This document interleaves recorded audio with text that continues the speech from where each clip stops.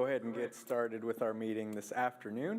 Good afternoon. Great to see everyone. It is Tuesday, February 13th, 2024, 5 p.m. We will call our regularly scheduled Board of Education meeting to order. Thank you for joining us, to our board colleagues, to Dr. Stubblefield, to our staff, and all of our guests that are here in person and online. Thanks for joining us this afternoon. We do, and as a reminder, we do have interpretation available for those that would like or need interpretation. The languages that we do have available are Spanish, Burmese, Karen, Nepali, and Swahili. If anyone needs interpretation, please raise your hand or let one of our staff members know, and we'll be sure to have that available for you for those that are here in person. As we do at every board meeting, we'll review our board norms and protocols. As a board, we agree to respect differences of opinions in making decisions for the district, to follow best practices in managing the superintendent and the management of the board itself, to stay on task when conducting business for the district, including while at board meetings, to never surprise the superintendent or each other when conducting official business of the district, to read these norms at the beginning of each board meeting and at board workshops as a reminder of how to conduct our meetings, and to continually self-check to determine if we're following our norms when conducting district business. Again, great to see everybody. Welcome, and thank you for joining us. And with that, Ms. Smith, will you please do a roll call? Yolanda Clark. Yolanda Clark, present. Maxine Drew. Maxine Drew, present. Randy Lopez. Randy Lopez, present. Robert Mylan Jr. Robert Mylan Jr. present. Wanda Brownlee Page. Wanda Brownlee Page, present. Rachel Russell. Dr. Nguyen. Thank you. Thank you.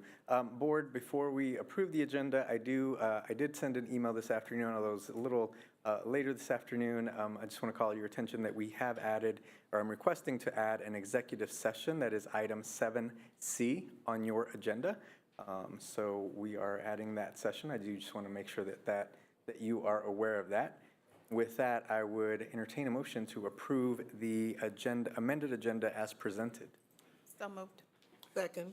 Moved and seconded. Any questions or discussion?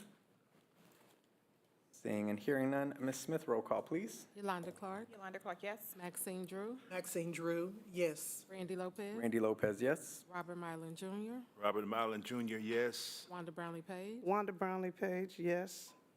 Thank you. Thank you. Motion carries.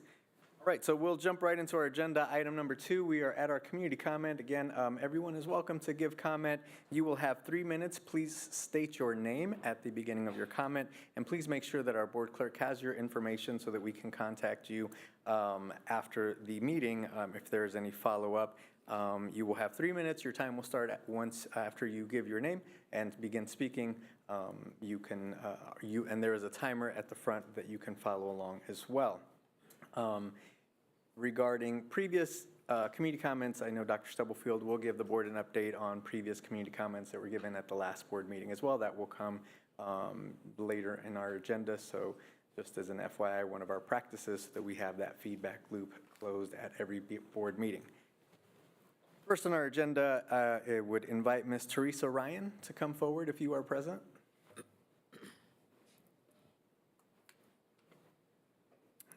Let's see Ms. Ryan here. Ms. Carolyn Wyatt, if you are present.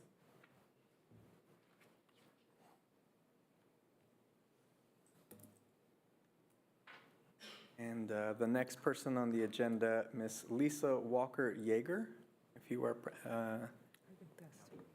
it's Lisa Walker-Yeager. And Ms. Ryan, I just saw you pop in. If you would like to still give comment, you are more than welcome to please come forward to the microphone. And just as a reminder, please state your name. Your 3 minutes will start once you begin speaking. And we'll make sure that we have your information so that we may follow up with you. Good afternoon, Ms. Ryan. Welcome, and thank you for joining us. Good evening, Board President Lopez, Vice President Drew, Dr. Stubblefield, and members of the board. My name is Teresa Ryan. I'm a registered nurse. I am the lead nurse for Kansas City, Kansas Public Schools, high schools, Bridges, Fairfax, as well as 4 elementaries. After receiving a call from Dr. Stubblefield this morning, I decided to shift the objective of my community comment to something else this evening. I've included the handouts from the first annual Community Roundtable for UST 500 that took place on February 7th. It was a success, and I hope to share that information with you in the future. I apologize, I have asthma. Please catch your breath. If you need to take a moment. Nope, I'm good. During the phone conversation, we discussed several topics. Dr. Stubblefield asked me clarifying questions as to my objective for speaking to the board. She explained that salary scale discussions was not a board issue, but rather an NEA negotiation issue. I assured her that my concern was the 24-25 budget for health services and not the salary scale. Dr. Stubblefield voiced concerns on the cost of agency staffing and how it is affecting the budget. After quite a bit of discussion, and I am paraphrasing, Dr. Stubblefield mentioned that restructuring central office staff might be necessary to offset the agency staffing cost. I interpret this as a suggestion that health services leadership could be reassigned to building nurse positions.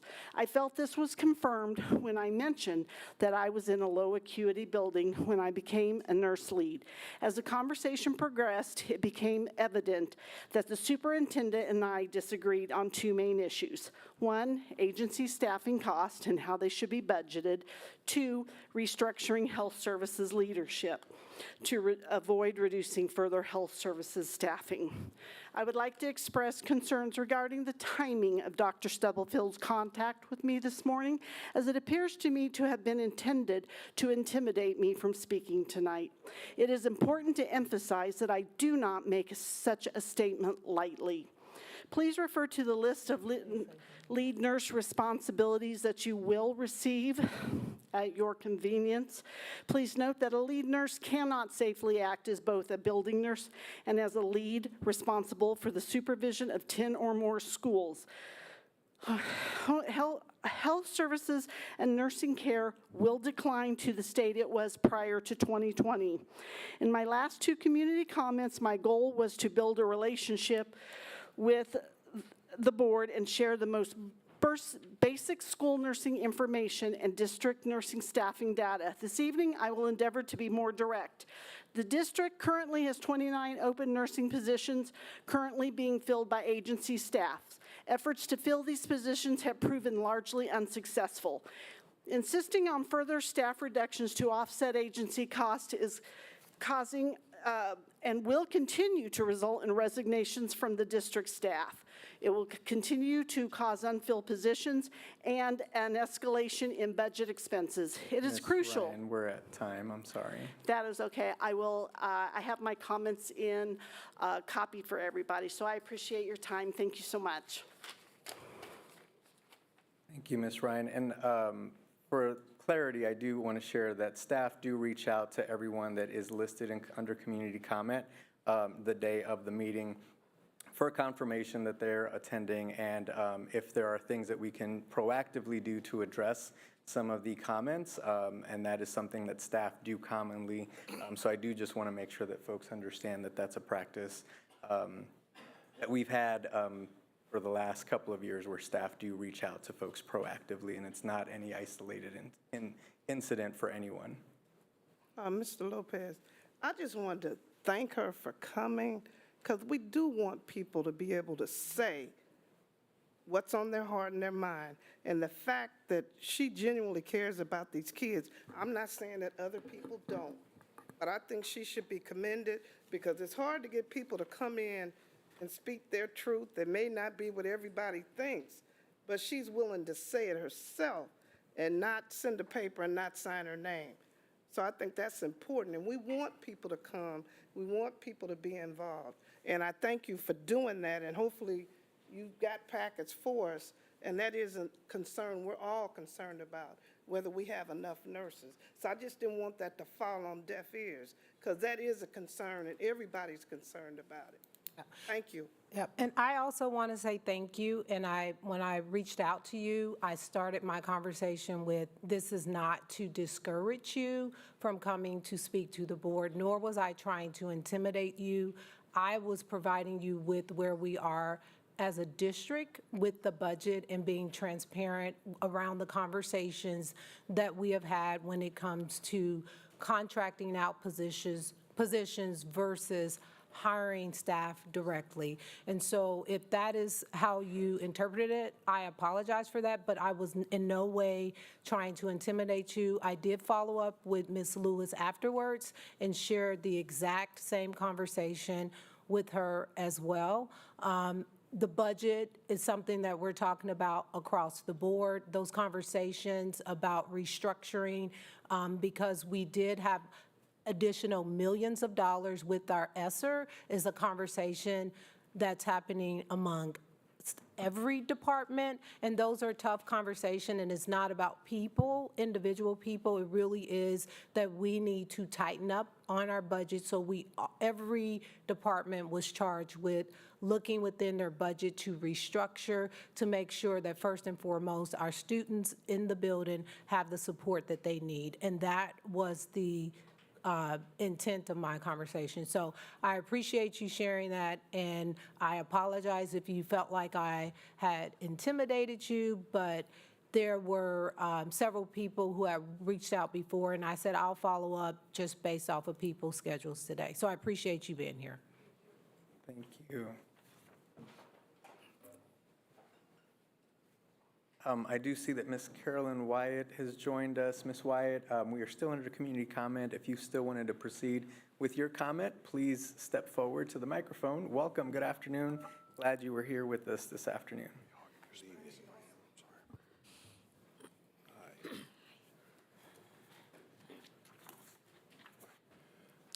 Carolyn Wyatt, Kansas City, Kansas.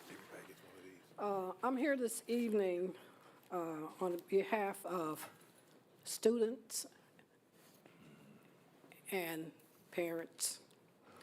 I know you have a disciplinary or code, and a code and a disciplinary action is no good if you don't enforce it. It's like your parents. When they discipline you, it's because they love you. So when you don't discipline the kids, it's like, well, they don't really care. They don't care what I do. Another thing is books and homework. If kids don't have books, and if they don't have homework, how can they show what they've learned? And so that's a big thing, books and homework. I know when I had some nieces in school. I have one in Sumner now, a niece. But they bring these papers home. No instructions on them. So if you're not familiar with it, you're like, I'm gonna have to call somebody. You know, so you'll call a teacher that you know that can give you instructions. And phones and work. Kids need to know that phones at school is not the answer. The board needs to realize that. Teachers need to realize that. Parents need to realize that. Because who are they gonna listen to? If they're on their phone, they're not gonna listen to the teacher. They're gonna listen to who they're talking to. So if you have, if there is something in place for not having phones, and you need to enforce it, and don't be afraid of the parents. This is a school, you are the board. They're here to learn. And education should be first, not new buildings. You can have a new building, and kids that are educated, you don't have anything. They could just stay at home. So it's not that we don't want new buildings, but first needs to be first. You're the board. If you're on there for the wrong reason, you probably need to resign. Because if you don't have interests of the kids first and what they need to learn and enforcing and showing that you do love them, you need to get results. So if you're a board member, you should be doing what's best for the kids. And if you're not, and you're just going along with somebody else because you want to be popular with that person, the superintendent or the president, that's not the reason to be on the board. The reason to be on the board is to make sure that you get results from the kids. You have a pie, and if the pie is that small for results in education, then, you know, they don't even need to go to school because they can learn that from a friend or somebody else. But showing that you care for these kids in these schools that are having problems, you got Washington, you got Sligo, You got some that's doing fine. And if everybody's not on the standards of Sumner Academy, why have a school? If you can't make sure that every student is getting that same type of education, then that should be your first preference right there. So I'm just here because I'm concerned about the kids. And if you're just on that board, just to be on a board, the board is supposed to be in charge of everything. The board make the rules, and everybody got to follow. So you got to make good rules that's going to actually help the students. Thank you, Ms. Wyatt. We're at time, I'm sorry, but Okay, thank you for that's fine. joining us tonight. Yeah, thank you.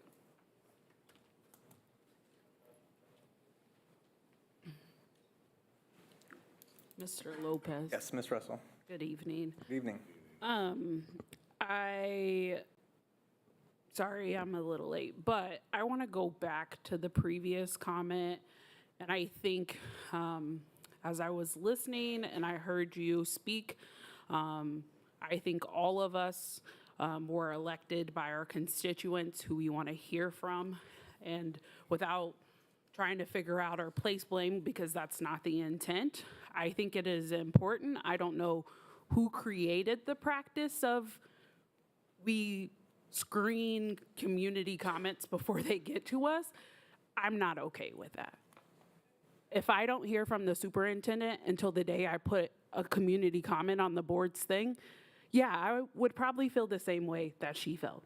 And intentional or unintentional, that's how it would feel, is that the board doesn't want to hear from me or that the superintendent doesn't want my voice to be heard. And that's just one case, and I've brought this up to the board before. It's disingenuous to be like, tell me what you're gonna talk about before you get to talk about it. We don't require that of anyone else, any other place when we have a listening and learning session. However, in a board meeting that we govern, we have that expectation. That's not appropriate. No one else does that. And so I would like to strongly, in our upcoming board retreat, talk about community comment, both the access point in which we allow people or require them to give notice at 12 o'clock the day before. Why can't people show up the day of a board meeting? A lot happens. We meet twice a month. So if something happens today and I want to say today, if you get with Leslie before 4:45, what's the big deal? Like, how do we encourage people to talk to us versus us feeling like, I listened to that woman speak and tell her piece about how her morning started. She just wanted to share her voice. And we talk about your voice heard, then let it be heard. It doesn't need a screening process in order for that to happen. So that I will digress. But I also want to be sure when we're creating practices, I asked the same thing about the board norms when I got on this board. Who created those? Are those shared agreements? Like, those are things that we as a board needed to talk about, because yes, I can fall in line with them, but like, when do I get an opportunity to talk about, are those the norms I want to set while I'm on this board as well? So, or are there other norms we should have? But, okay, thank you. Thank you, Ms. Russell. And we will be sure to add that discussion during the board retreat and to address, I think you're right, the intent is never, and again, this was a board practice, right? And I think, to your point, how do we ensure that the space that we are providing is a welcoming space and a space where everyone feels comfortable, confident to be able to speak their mind and their piece and what those practices are, and making sure that our processes and policy follow what that practice should be to create that space for all of us and for all of our community members who do want to come and speak. So thank you for bringing that up. We'll make sure that that is provided. And for those who are keeping track, April 16th is our board retreat where that will be addressed. So we will make sure to add that to that agenda. Our next item, board, we are on board item number 3, agenda item number 3, our consent agenda. Is there a motion to approve today's consent agenda? Is she here? Is Miss Lisa Walker-Yeager here? Okay, thank you. Is there a motion to approve tonight's consent agenda? So moved. Second. Moved and seconded. Any questions or further discussion? Question. Yes, Ms. I Page. would like to remove item C, because I have a question, and I apologize, I didn't ask it earlier. Okay. Item C, we will pull that from consent. Any other items on consent that need to be pulled? Motion to approve the consent agenda minus item C. So moved. Second. Ms. Smith, roll call, please. Yolanda Clark, Yolanda Clark, yes. Maxine Drew, Maxine Drew, yes. Randy Lopez. Randy Lopez, yes. Robert Mylan Jr., Robert Mylan Jr., yes. Wanda Brownlee Page, Wanda Brownlee Page, yes. Rachel Russell. Rachel Russell, yes. Thank you. Thank you. Ms. Page? Yeah, when I had asked at the meeting about the library giving an HR update, I thought it would be similar to the way that Ms. Samry does hers. There was some concern about having drivers to drive the mobile bookmobiles. At one time, they didn't have anybody and they were parked. So I don't know if they were hired or did we find anybody? And then she gave positions where they had hired, but I wanted to know more about the other openings so that we can tell people, do whatever we need to do to try to fill those spots. And I thought it would be similar to Ms. Devon's report, where you have so many vacancies and certified, so many this, or what sort of vacancies are there at the library that still don't have people there? So that was my concern, and if she could give us more detail in that regard.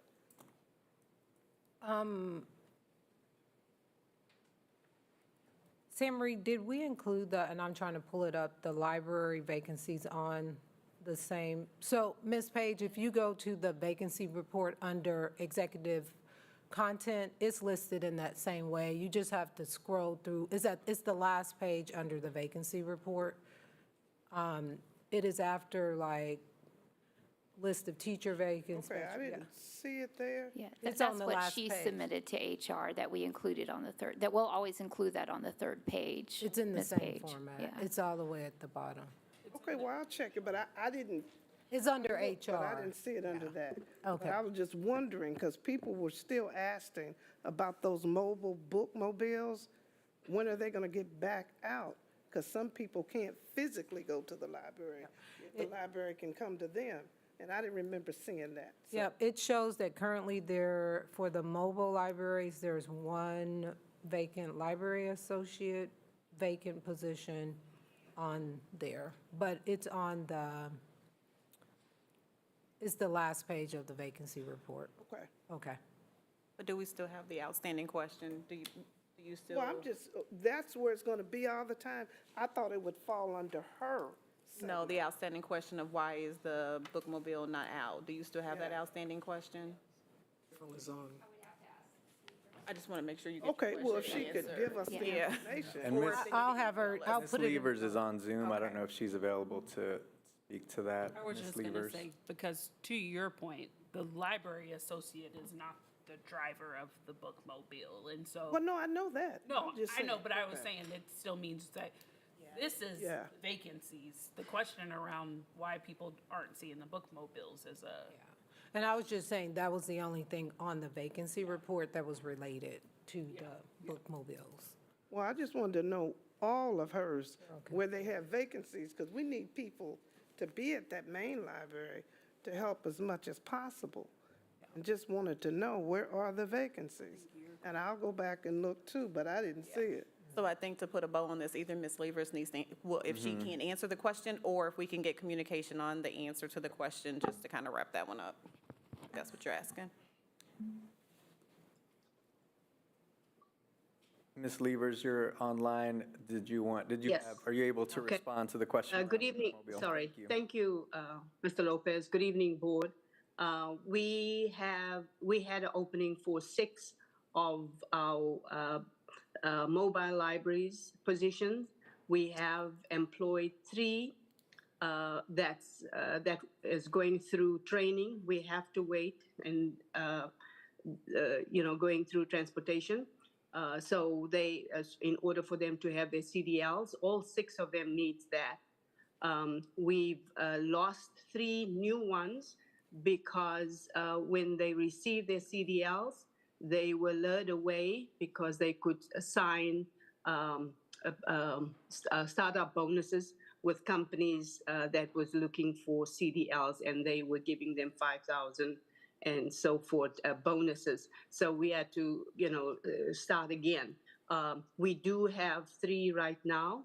And we're happy to announce that we have 2 more interviews coming in for the bookmobiles.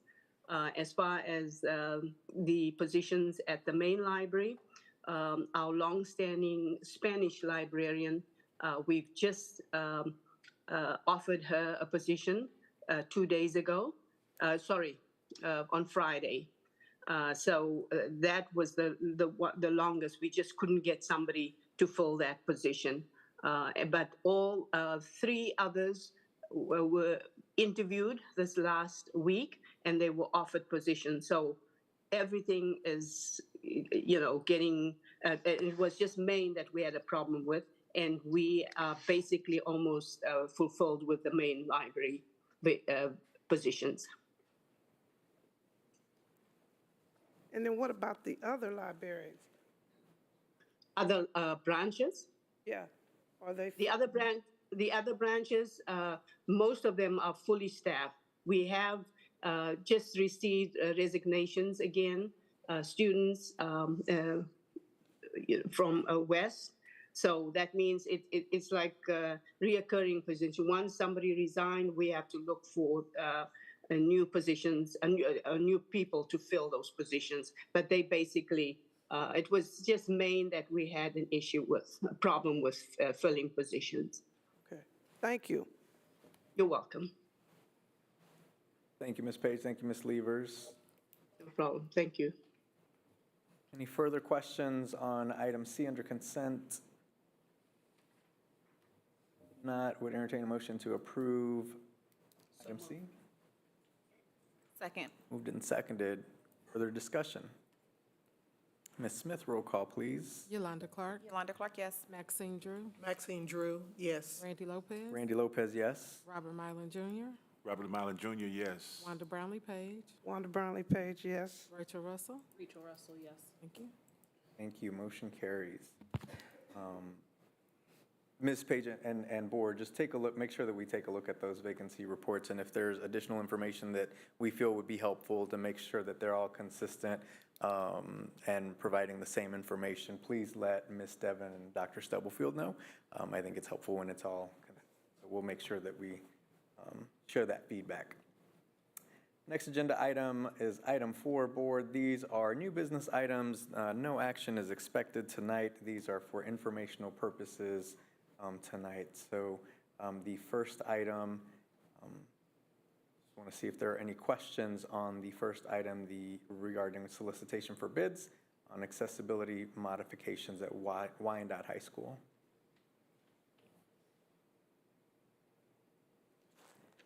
As questions come up, please make sure we share those with Dr. Stubblefield. Item B, are there any questions regarding the solicitation for proposals around the comprehensive customer service solution? Yes, Ms. Russell. Yeah, and I think my mic is not working.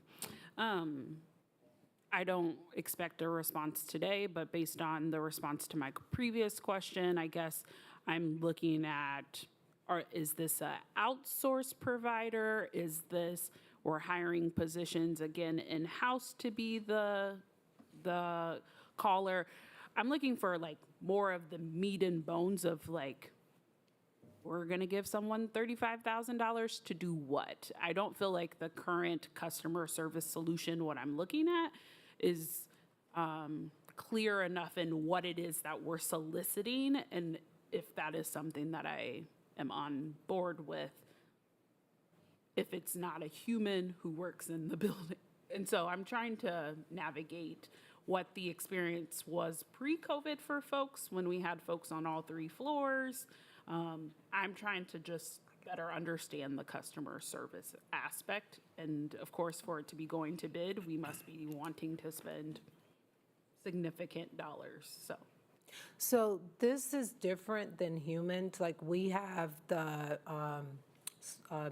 switchboard operator, secretary, we have the HR person that's on the second floor. This is, remember earlier in the year when the presentation came for Let's Talk, like, for us to do it is when someone has, so right now your voice is heard, it's a Google Sheet, Don manages it, each department has their own thing. When you all ask for follow-up, it's really, like, we have to spend a lot of human hours to say, hey, did you follow up? What's your system? And that kind of thing. This Is looking at that previous type system. that platform. So the districts in this area who use it are Kansas City, Missouri, North Kansas City, and those. So it really is streamlining so that people can access in their languages. And then you could have access to the dashboard depending on the system, and you can see when it's in progress, when somebody followed up, if there was an issue. And we can run reports to say, oh, when it's an issue with the superintendent's office, she takes a week to get back with people. Like, it will be actual data. So it is a platform to streamline that. It's not a human. Appreciate that clarity. And then the solicitation for bids would be for the companies to share the cost. We then would look at it and see what's most cost efficient. It would come back to the board, and the board can say yay or nay, and then we either have to figure out another solution or we implement that. And ideally, we were trying to explore options so that the experience that several of our families shared last year around enrollment time, because the volume is so high and humans can't keep up with, like, the level. We were just trying to look at things and get things in place before that large summer enrollment and permits and things like that. Okay. Again, I appreciate the clarity. That's very helpful. Thank you. Additional questions on item B? Questions come up, please make sure we send those along. Item C, solicitation for proposals on the cellular telephone services. Questions on this item?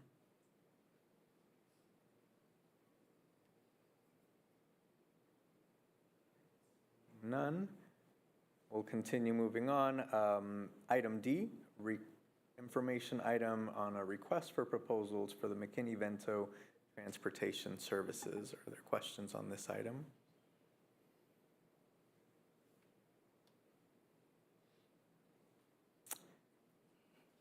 Any questions on item E, request for proposals on the single sign-on solution? Yes, Ms. Russell. I'll take this one too. Okay, so I did ask a question and I appreciate the clarity. However, I'm going to call it an uproar.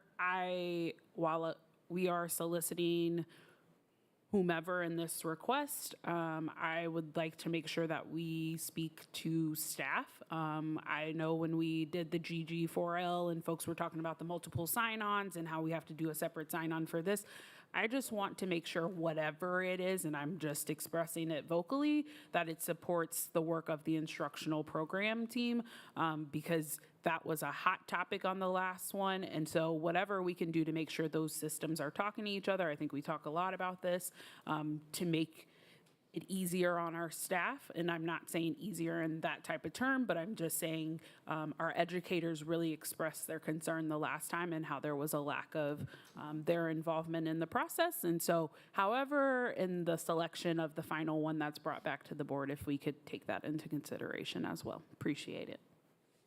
Thank you, Ms. Russell. Additional questions or comment on this item? Okay. Item F, this is a parking lease agreement with St. Peter Christian Methodist Episcopal Church. Are there any questions on this item? Yeah, I have a few. Yes, Ms. Page. One, is this MOU compatible to the one that we do with the other church? It's the exact same. It's identical. It's identical. Okay, and does that include snow removal from that? Because I didn't see that in there. I believe we have the maintenance provision, which I thought included snow removal as part of that maintenance. I didn't provision. see it in I'll what was double-check. provided. And the amount that was listed in Exhibit A, if I quoted it correctly, is that divided up for 10 months, 12 months? It said an annual, so I'm assuming it's a monthly thing? I actually, and I'm looking at it, Greg may know, I know we pay per parking spot, and I think it is paid annually. Mr. Lilly is not here tonight, but it'll come back, and we'll make sure we have that. Mr. Correll is saying it is annual. Okay, Yeah, it's annual. okay, Yeah. okay.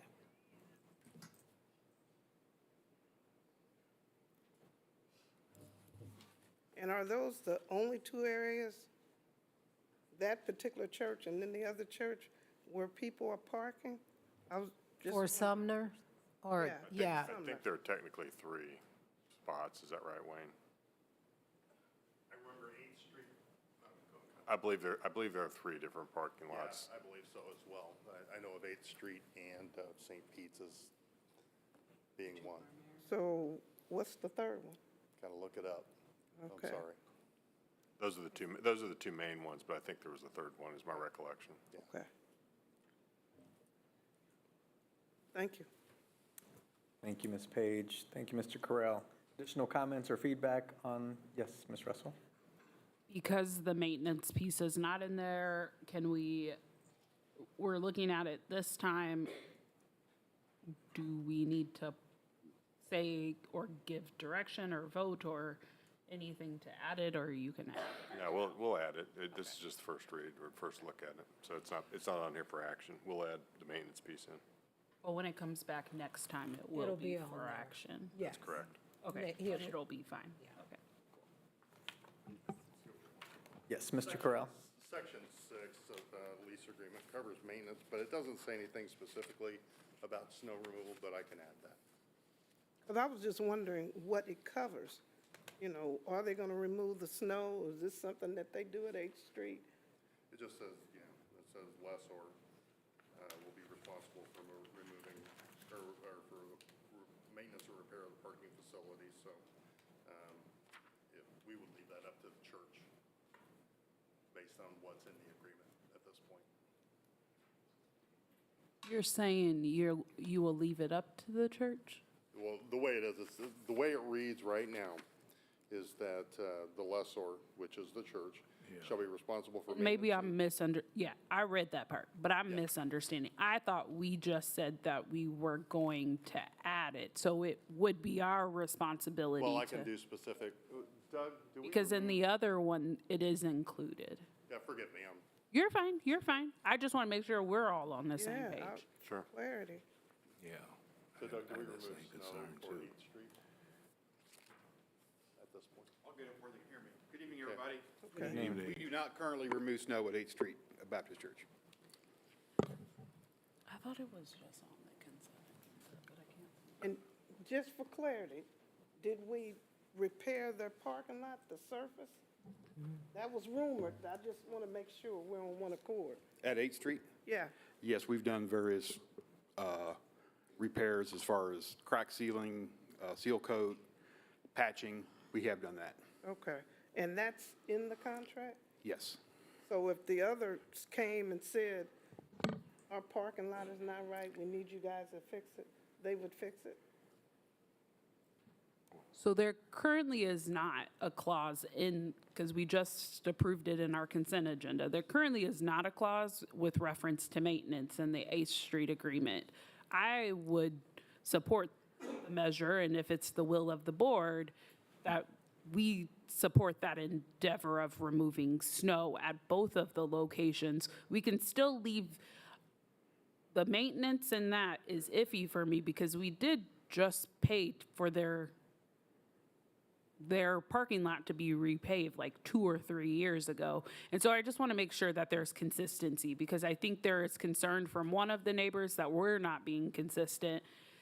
These contracts are both also different. While they both have added the K-9 information, they still are missing some of the other components where they're not, in fact, the same thing. Yeah, and I'm sorry, I'm not completely up to date on. No, you're on fine. So I can answer about the snow. And I know a couple of years ago, like you said, there was actually a section that 8th Street tore down an adjacent house parsonage. So then they asked us to partner with them to build, install parking in that area, which we did.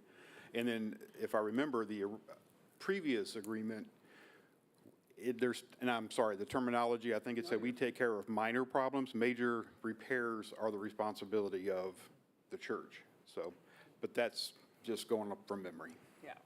I think that the practice has been when there's a repair that needs to be done, there's been a discussion and before it's, whether we decide we're going to contribute anything toward it or not, because our use is contributing to the wear and tear, obviously, of the parking facility. So that was, I believe those have been done as the projects have come along, as opposed to like an ongoing annual obligation or anything like that. So that's not written in there, if I heard you correctly. Depending on the situation. I think it's been dependent on the situation, like if there's a resurfacing that's required, there's been a discussion and then a decision point as to whether or not we would pay for that or not, or contribute to it. Because I think that's how it came down last time. I do have a question for clarity. Maybe I'm missing it. Well, no, I'm not missing it. When there's repair needed or necessary or some maintenance needed, how is the operation? What's the process?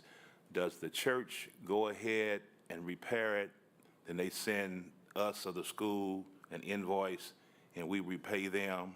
Or do they notify us and then we get the individual or the company to repair it and we render the services or the payment to them? So how? It would be the latter of those. In recent history, that's what we've done. The representative from the church contacts me, I go out and look, we walk, see needs to get done, and I contact one of our vendors to go out and do those services as far as seal coating and patching. Okay, second part of that. Now, do we just go with that recommendation or that adjustment, or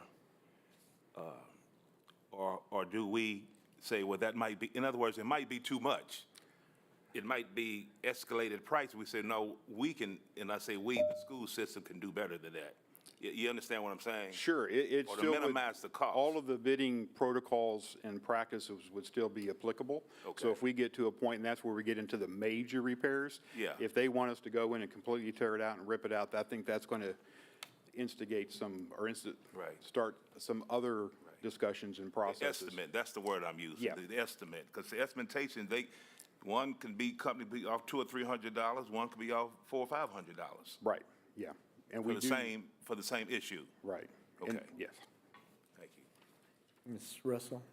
Yeah, so I was just going to say, if it's the will of the board, I would ask that the 8th Street Baptist one, which was just on the consent agenda, at the next meeting that we add a section around maintenance to include snow removal, but to the point that was just made, any other wear and tear, similar to the language that's in the St. Peter one, but with the caveat that Doug, whatever system you have created for them to contact you, that is a part of the agreement, just for both, so that it's noted what we're saying our processes are, but also so that people aren't in this position where they feel like, well, you let these folks have this and you won't give us that. And so if we just clarify those things, and then on the St. Peter one, when it comes back to us next time, that snow removal is included. However, any other maintenance concerns, they must consult the director of facilities. Just for clarity, the document that was on the consent agenda for the 8th Street Baptist parking lot, that's just an amendment to the current contract. That is not the current contract. So that's why I believe the provisions in the current contract mirror the provisions in the contract that we're proposing for the other facility. So we can get the full contract so the board can look at it, but the only thing that was approved in the consent agenda was the amendment to it. And then for the record, is this not the first time we've ever offered St. Peter's a contract? Because in the past, from my understanding, they never had it. The church was just nice and let the kids park there. We've had a working relationship with the other church, but not a formal contract, is my understanding. So this is the first time we'll have a formal written contract with the other church. Well, I won't debate that because I heard something different, but If there is another one, I'm happy to be corrected, but that was. no, they were saying they've never had one. Right. And you said nothing formal and nothing informal was my understanding. So that's all, I just wanted to make sure we treat everybody fairly. I think that's where we're trying to get to, is we're trying to have a consistent relationship with both churches. I think my understanding was previously, we've been allowed to informally use the parking lot and have informally given some in-kind assistance, but it's never been in a written contract, is my understanding. Because, okay, again, I'm not debating you, but the person I talked to said they never got anything from the board. I don't know. Okay, and I hear you. I'm don't just know. saying what I heard. Yeah. Just want to be clear. There's not a written contract, I know that. Yeah. So the contracts are different with 8th Street and St. Peter's, basically. That's where we are? They're not consistent? Well, right, I think we're, So right now? yeah, right now, we have a contract with one, but we do not have a contract with okay. the other. We're trying to make it so we have the same contract with both, is what we're trying to do. and there, thank you, Mr. Goheen. And to clarify, then, there's also a request to potentially add within the contract to be able to add snow removal to both, so that we're doing that consistently for both. If I'm hearing you correctly, Ms. Russell. So I heard we're not doing it at all, and Right, and so that's a adding, huge cost for a church to take for our students to use when It's a huge we, cost. when we have, I mean, they might not be in church the day that we're deciding we need the snow removed. Those kids still have to park there, so adding it to both. adding it, both recognizing contracts. it is a cost to the district. So I just want to make sure across the board that that's something the board has an appetite for and is willing to include in both MOUs. It's currently not in there. We don't need a vote today, but we need some direction for legal and for the team. And then if we could find out what's the third property? I know he said they'll look it up, but Yeah, and if we can We'll look at double that. check on that. what? We will double check on that. Okay. And making sure that the process that Mr. Clements described in terms of how the church requests any support, as Ms. Russell also stated. So making sure that we have some clarity across the board for the two MOUs that are present, and then for the third, once we figure that out. So I capture that okay from the board, sounds like, and, So okay. clarification is we're asking the church to take care of snow removal. That's what I want No, I to. No, think it's the other we're- way around. Yeah, we would We are cover. saying we will, that's, okay, thank you, thank you. For the 8th Street amendment that just passed on consent, do you want me to pull that and add the snow removal part to it, or let it stand as is and just do a second amendment? So it sounds like, or it looks like, these contracts are only valid until June 30th, so they're gonna come back to us. Just relook at it. I think I'm okay with, while I'm the one expressing that we should do it, that if there are snow days in the next 4 months that happen, we will take care of it. But I think it's okay to just, in the next contract, update it and make sure it's there. And of course, I'll make sure it's there. But, but I'm okay with that. But I'm just one person, so. Yeah, I think as long as we're consistent moving Okay, so forward with okay to that, so, sign. Okay, yes. Thank you. As the maker. Great conversation. Thank you, board, for that. Any additional questions or feedback on this topic? Good job. Yes, Ms. Clark, I'm sorry. No? Okay. Thank you. As questions come up, please make sure that we share those with staff. Next agenda item is item I. It is the, and this is not for approval, board. This is, or no, I'm sorry. I'm on the wrong topic. Thank you. Item G, information on solicitation for bids on the shade structures for Bethel ECC and Earl Watson ECC. Any questions on this item? Okay. Next item H, are there any questions on the MOU as presented with Sunflower House? Okay. Next item is item I, the MOU with Educatech. Any questions on this MOU? Okay. Yes, Ms. Russell. Not really related, but kind of related. The Department of Welcome Center and Family Engagement, when is their agenda item set to be update? I believe it is April, but I will confirm. Okay, thank you.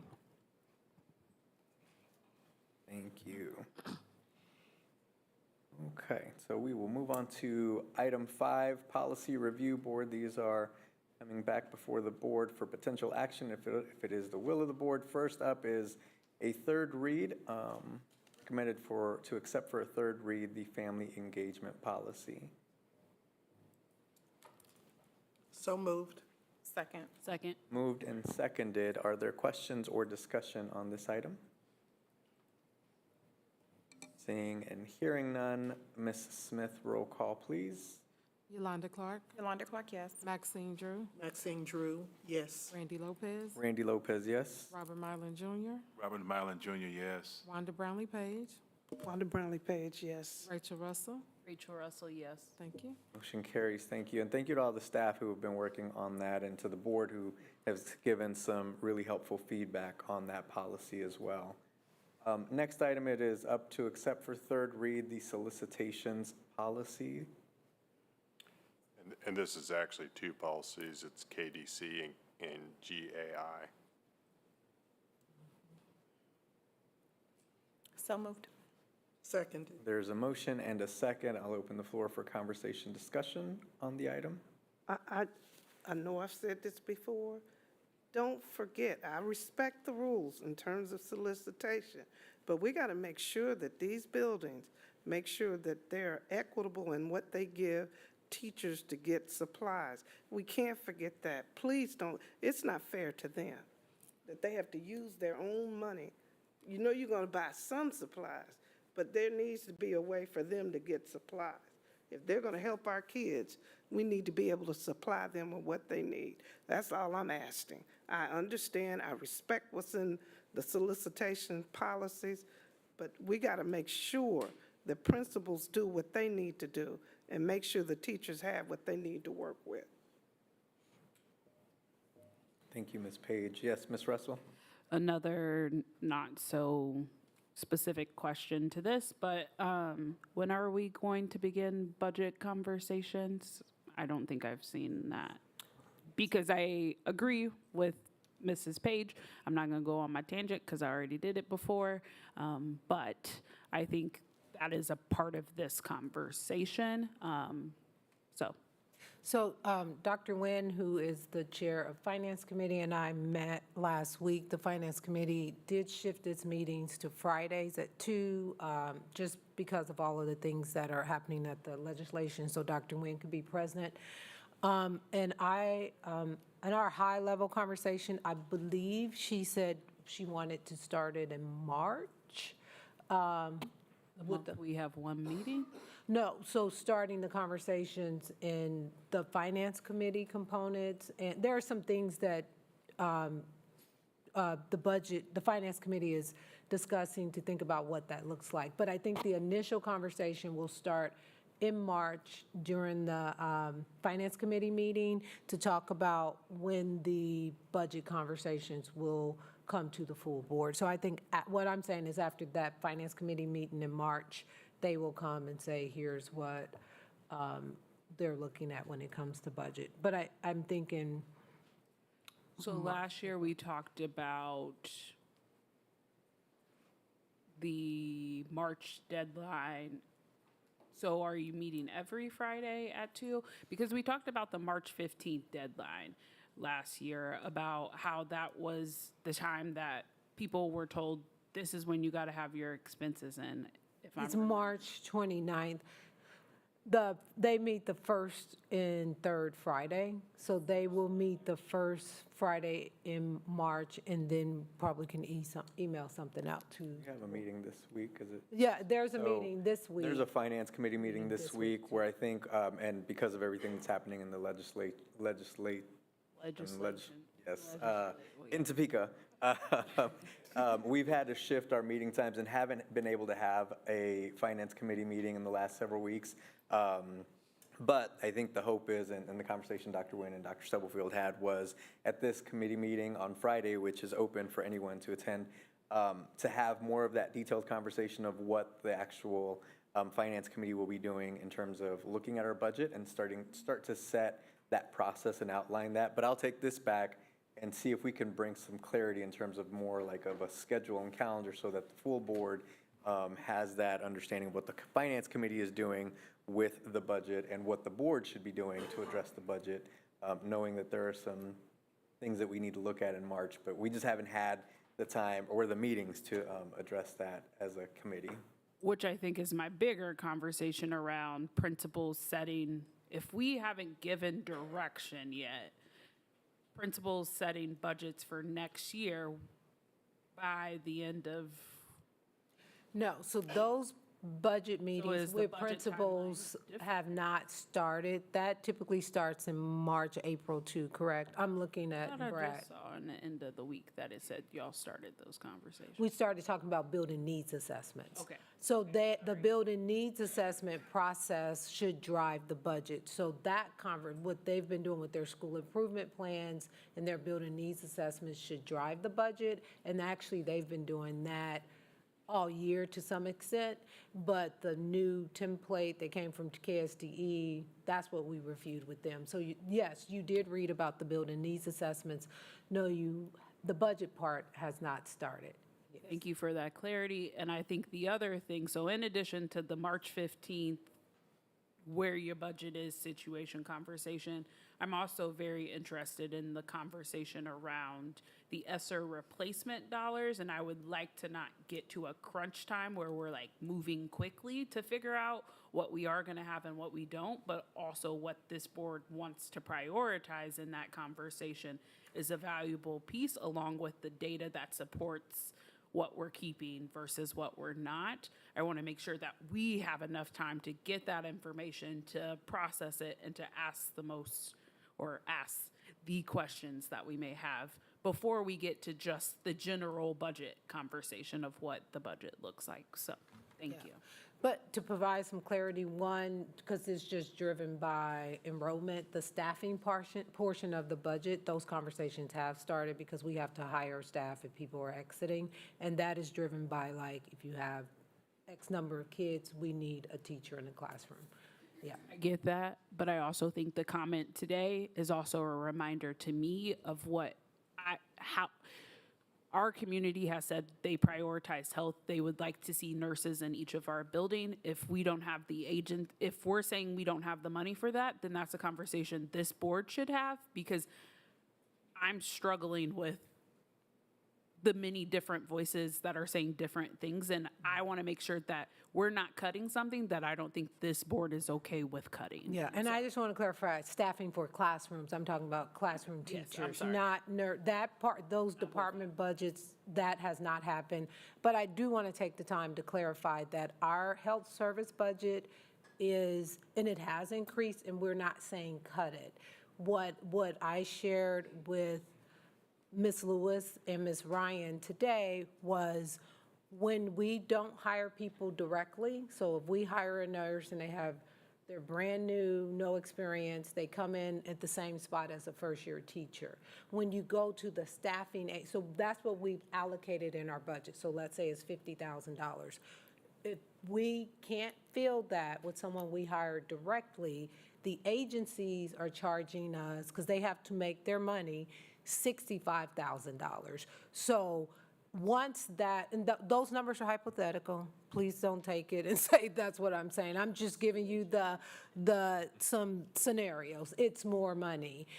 And when we allocate a budget on the front end of the year, when the board is saying, we have enough money in our budget to have a registered nurse based off of our pay scale in all of our buildings. Where it goes over budget is if we can't actually hire a nurse and they have to go to an agency. So then they go over the budget. And if I understand Yes. that component, but I also think we also heard 29 agency nurses who are getting at 65 in your hypothetical question.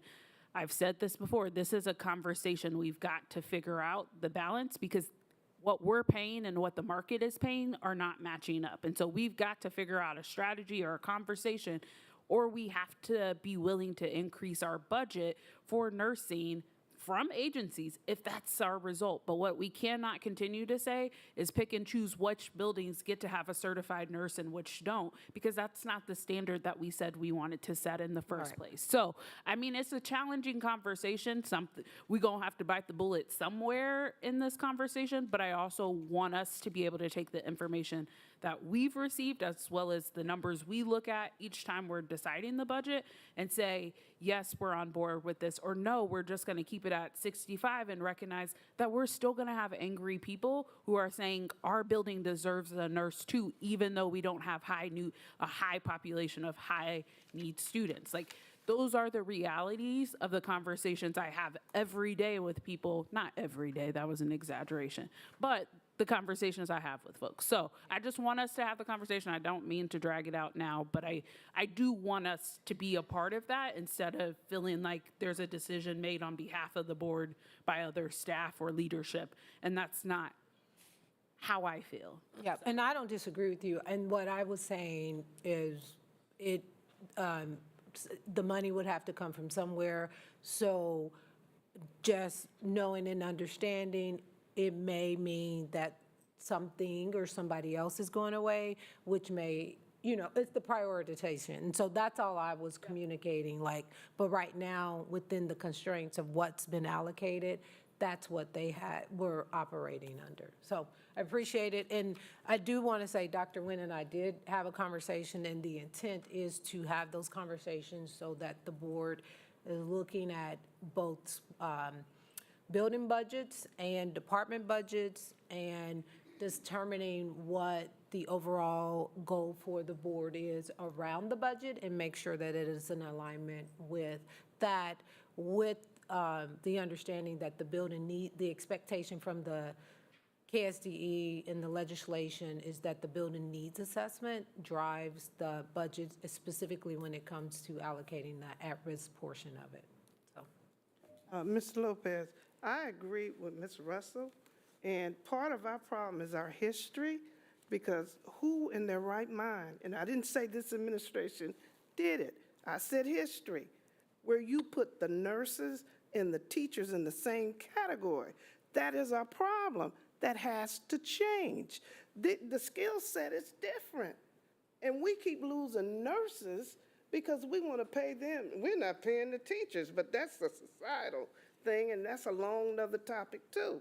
But you gotta pay them their value, because they're going somewhere else, and they'll go to the agency to get what they want from us.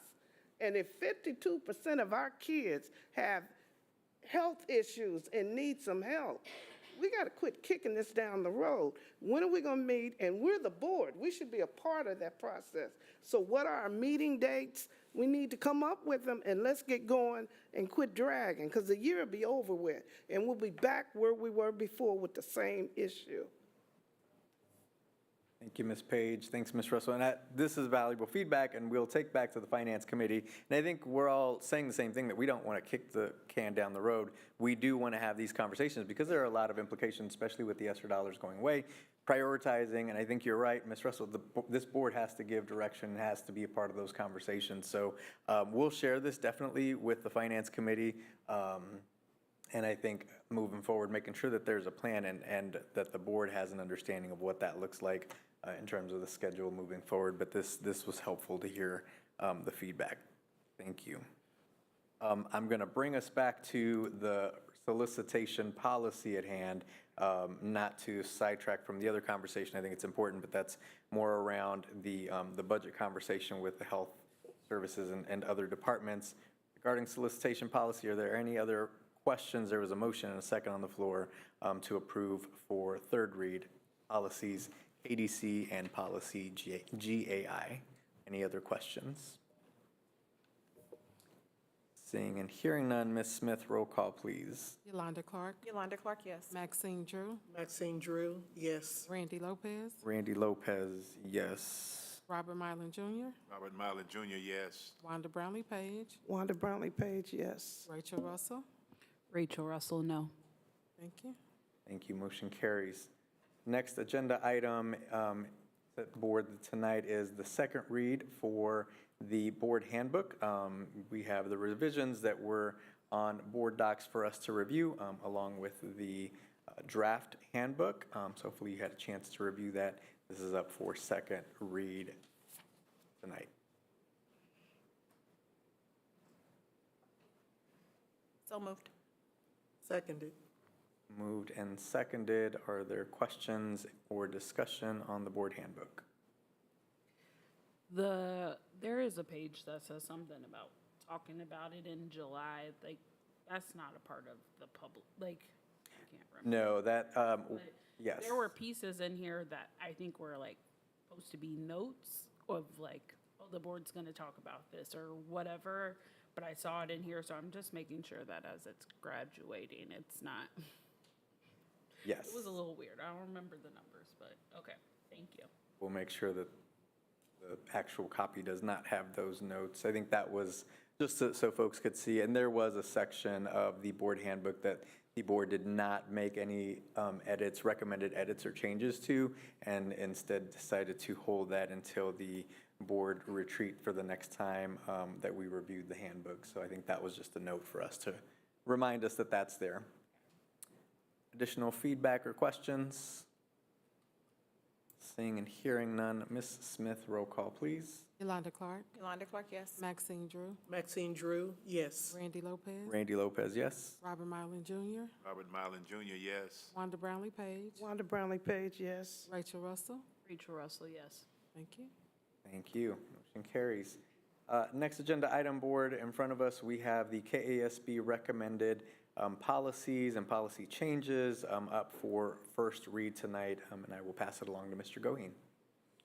So we have several policies here that some of these are full recommendations from KASB. Some of them are modified, consistent with what the district's previous modifications have been to conform with practice within the district or other suggested changes we've had as they relate to these. I can go through them one at a time. It's probably the easiest way to do it, just so there's some explanation since this is a first read, and then the board can either move to adopt them all for first read or whichever ones the board wants to move forward. So the first one is food services management.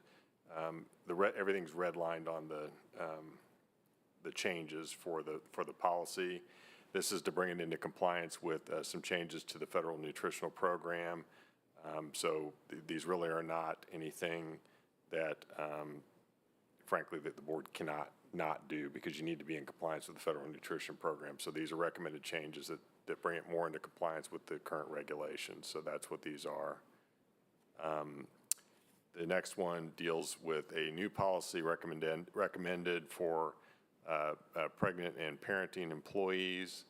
This is to bring this into compliance with some modifications to the regulations for the Pregnant Workers Fairness Act.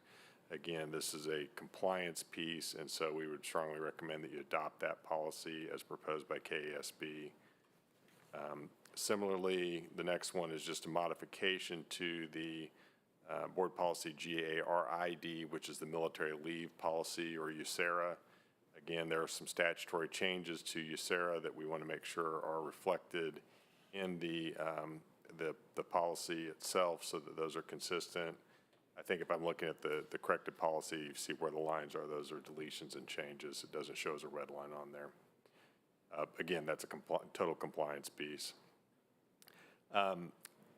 Board policy JBH, modifications proposed there are to deal or address with release of students during the school day.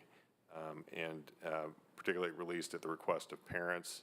These are recommended changes that are just make the policy read a little bit more clearly, so it's clear as to what would or would not be taking place, and also make sure that if you are releasing a student, that there's some cognizance given to whether the student would be endangered by releasing the student to school in a particular situation. Board policy JDDAA deals with misuse of medication. This was previously included on the policy dealing with self-administration of medication. And these are modifications that have happened over time that KSB has modified. It started off with if you had administered medication at school, it always had to go through the school nurse. That's been modified as we have more students who sort of self-administer things like inhalers or other types of medications that they might need. EpiPens are a good example, things of that nature. We still require registration of those medications with the school nurse so that somebody knows what's going on, but a lot of these medications are things that some students and employees are very familiar with self-administering and don't really require a nurse or somebody else to be involved with. But this is a policy that's recommended, sort of consistent with that from KSB, that just suggests that, like, if you're going to self-administering their own medication, that's not going to be, that misuse of that medication would still be a violation of board policy. So in other words, if a student's being allowed to do that consistent with the prescription they're being given by their doctor and the instructions from their parents or whoever, guardian, whoever that might be, that if there's misuse of that medication, that would still be a violation of policy such that we can police that aspect of it. The next one is board policy self-administrative medication, and this is just a companion modification similar to the one we just went over. Again, it still requires there to be parental permission signed off in the office with the school nurse before there can be self-administration of medication. And that's just an important piece for accountability, and also so the nurse or some adult with some medical knowledge has some understanding of what kids are on medication in case there's an emergency. Evacuations and emergencies. This is board policy EBBD, and this is designed to address or give a little more clarity to what would happen if there is an emergency at a particular school building or facility, and how we would manage those release of students or decision to not release students if there is an emergency at a school building. All of this would be consistent with the district's emergency planning. This is just meant to be a more clear statement of how that process would be effectuated on our public-facing document as it relates to this. And then lastly is the board policy GAJ, which is gifts. And so the modification here is designed to do a couple of things. One is to clarify that certain types of gifts are not meant to be a violation of board policies, such as minor items that individual gives for something unrelated to the employee's position, think birthday gift or think things like that. But also to make it clear that the district, as a district, would still accepts gifts, and in fact would encourage gifts or donations from the public or members to assist with things like professional development, scholarships that might be given to a particular employee to attend a professional development at a KSB event in Topeka or something like that. That the notion is that those gifts that are not given to the individual as an individual, but are given essentially to the district for the benefit of the district, whether it's for team building for a building, whether it's for professional development, whether it's for any of those types of things, would not be prohibited under board policy. So those are the policies that are recommended that you adopt as changes for first read. Thank you, Mr. Happy to answer questions about any of them. Quick question then, Ms. Russell, just for clarity on recommended policy JDDAA. I believe I read in there, just thinking about like the work with Enough is Enough and substance misuse and some of the fentanyl issues. I know that we've adopted some work with Narcan and making sure that that is readily available for folks. Just want to make sure that there's alignment with that, or that that there are no policies against one another in that aspect. Yes, I mean, it is intended to align with the Narcan policy that still is adopted and in full effect that you guys have. So these sort of self-medication and just medication generally are all supposed to align together. We want students and employees who need medications to have ready access to those medications and not be in a position where, you know, they have an asthma attack or something and have to send somebody down to the office to go find an inhaler to give to them. That's not an effective way to administer that, but at the same time, protect the students and protect other individuals from things such as overdoses or, heaven forbid, fentanyl, getting into the medication and having access to Narcan. So it's supposed to align together. Certainly read them together. If we've missed something, we want to make sure we correct it as we're adopting policy. Ms. Russell? Yeah, one of my questions was JDDAA. I guess my question that I should have sent beforehand was in regards to there's disciplinary action on this policy. And so just clarity on what category in our handbook this would fall into. And then I think the second piece that I wonder about when we talk about students self-medicating, so if I have a bottle of Tylenol, it's approved, whatever. My friend says she has a headache. I'm not really comfortable with the current language because it seems like, oh, if someone says they have a headache, I have something. I'm trying to see if that is impacted based on the current word. So what I would say to that is if somebody says that they have a headache, the very strong preference would be that they report that to an adult and get that medication from the school and not get that medication from a friend because we don't know where that medication came from. And so you're right, it doesn't distinguish between something as simple as me sharing an Advil with a friend of mine, and that might be perfectly fine, but within our board policy, we don't know where that came from, and we should not, that really should flow through our nurses to kind of to everybody's point of like, okay, if we've got somebody that maybe perhaps needs some medication, we shouldn't have a teacher saying, hey, could somebody else share an Advil or a Tylenol with this student? It should be, hey, let's take you down to the nurse, let's make sure you got the right thing. So I think that's the issue because we don't know what it might be laced with or anything else that might be wrong with that particular item, whether the student knows it or not. Yeah, no, that makes total sense. Thanks for that clarity. Yep. My second one, and I just have three, is JBH. When I think about the operationalizing of this, I don't think that every building principal is the one who is releasing students. So would it be appropriate, because as it reads, only the principal should be doing that, should we add the words and or designee?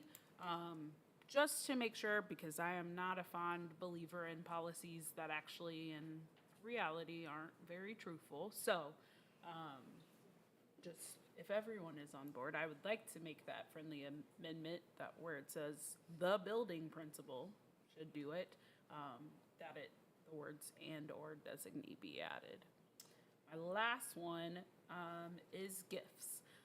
Going back to my same token, currently this policy or this updated policy reads in paragraph 2, gifts intended for the benefit of the district should be referred to the Board of Education for proper processing and approval. We get a lot of gifts that don't ever come to our table. Sometimes they come to our table as recognition or those types of things, and so I am not sure that in actuality, if I'm understanding this, that it says the board creates a process. I don't know who it is that accepts those gifts when we have the saxophone thing or and I'm not saying it has to come to this table, but I want to make sure that what we're actually doing is what it actually says. So if it's the superintendent's office or whoever, or I don't know how those things get here. So thank you. Thank you, Ms. Russell. There was a recommendation just around the language around principal or their designee. I think Ms. Clark had her hand up. Folks have want to give folks a chance to make sure if that's a direction that the board wants to go with that change. And then Ms. Clark, are there any objections? And just want to, with staff, want to make sure that the language, if we do add that language, does that create any issues or, okay. So I think it looks like, is there any opposition to that? I think if we could add that to that policy. Sure. Ms. Clark? I have a question around policy EE, and I apologize as well for not sending this. It's under the Ms. general. Clark, 1 second. Do you want me to- That was my first one. And then My the other one second is the is the gifts. gifts. I thought you had a follow-up to the gifts. No, I'm sorry. You have Okay. another question. Yeah, Oh, I so just wanted to I get wanna- clarity on the On the gifts. gifts piece Got too. you. So Sorry. if we can get, there was a recommendation to also just make sure that the language around the gifts policy, GAJ, is that the process, again, paragraph 2 that Ms. Russell alluded to says that all of those gifts Do will we come. know what the process is? Currently, for gifts, so we have a process around like grants and gifts and donations. And so there's a process for that. And that's the process that we follow. And with gifts, if it's coming to a school or an individual person with the school, we follow that process. And that's how it is currently done. So that's the best way to. Who would be, if the words were changed, who would be the person, gifts intended for the benefit of the district should be referred to? Is it titled, is it Lisa's office? Yes? That's what Yes. Greg should be putting? Yeah, it's Lisa's office, but what is it? Lisa. The grants. Yeah, instead of a name, you can say the grants department, yeah. No, because sometimes we put, yeah. No, because sometimes we put names, and then when we look in policy, it was like, this is out of date, because it was a name there, and they are no longer here. Absolutely. If everyone is okay with that, I would just ask that we make that Any amendment. objections to that? Thank you, Ms. Russell. Ms. Clark? Sorry. So my question is around policy EE, and it's under the general statement of procedure, and I apologize, I didn't catch the page number, but it's the first bullet. So it's really around the wording here where it says schools will offer district-wide free breakfast, which I think that's a true statement, but then it says and lunch at schools through the community eligibility provisions. Households do not have to apply. So that's the question. I just don't know if that is factual based upon our process now. Yes, that is, the community, they have to fill out a survey, but they are not applying like they would apply it in the past where they were producing documents, but they do need to complete a is it called a survey? Yeah, it's a survey that they complete. The survey helps us when we are reporting for our title and at-risk funding, so we ask them to complete that household economic survey in the beginning of the year. The application process prior to this year, they actually had to produce certain documents to demonstrate that they would qualify for free or reduced lunch. In my understanding, and Lisa might correct me on this if I'm wrong, but part of this also is to make it clear that if they don't apply for the free and reduced price meals, they may still be eligible for it, but for us to get reimbursement, I think we still have to have the survey completed, is that right? We have to complete the household economic survey Right. for funding purposes, for title and for at-risk, but it has nothing to do with whether or not a student eats free or Right. reduced. Because through the community eligibility program, all students eat free breakfast and lunch. So they're two totally separate programs now for different purposes. Yeah, and I just don't want to get lost that it's still very, very important that families complete the survey information for us because that helps with funding. Okay. But it's not required in order to get the free Correct. meals. Okay, so if someone else, would someone else understand what this means and the difference? Like, is it clear enough where? I mean, we can always do a better job, but I think we did a pretty good job this year in helping parents to understand. We had a letter that said, you know, this is to determine the additional dollars that your school may get for programs Okay. that are important for your students' success. And it was separate to then the letter that went out that said your child is great news. Every student in the district will eat free breakfast and lunch because we are community eligible. So they were two totally separate letters that went out. And I think by and large, people understood it. We were a little under our free and reduced or household economic survey rate by about 3%, I think, this year. We hope to get that back next year as families understand it's still important to complete that form for funding purposes only. Okay, and Ms. Walker, I'm sorry, I should have been very specific. The policy, is the policy Oh, what it? sorry. So I apologize to you. Thank you for going through the process, process. yes. I love it. Appreciate the processes. information, too. But I guess I'm asking, is the policy clear enough, Greg, for anyone else? So I would just say, do we need to have that line? Like, because at some point, if we don't have community, if it goes away, then you have to update the policy. But right now, this line here doesn't do anything for or against us. So could we just remove it just for clarity's sake? I wondered the same thing because how many times is this going to be caught? So I wondered the same thing. So remove the line where it says household through meals, that, on that bullet point, is that the one you're talking about? It is, but from a legal perspective, is there something that should come in? Okay, so we're good there. No, I think it's repetitive of the first sentence. Okay. And I don't know that it adds any clarity to it. It obviously doesn't if we're talking about it. We're questioning it. Yeah. All right, and then my next question may not be policy, it may be process. And it's around how we account for food that was left over after lunches and how we are accounting for that or how we're handling that food. So that's just, I don't know where that should be. I don't know if that should be in the process or if that should be here, but when we talk about ours, I just want to make sure that we are aware of the amount of food that maybe is not consumed in the school day and how it's being handled. I think there are specific regulations and guidelines based off of the, I just want clarity on it. yeah, there are specific guidelines that we have that we should not have policy around because if it changes, they just follow what the guidance from the federal agencies that are providing it tells us what to do with that. Okay, There are specific guidelines. okay. Were you wanting those guidelines? I would like to see them. That's kind of, but it's, I don't know if anyone else would be interested in seeing that or telling me where it would be. I could follow up with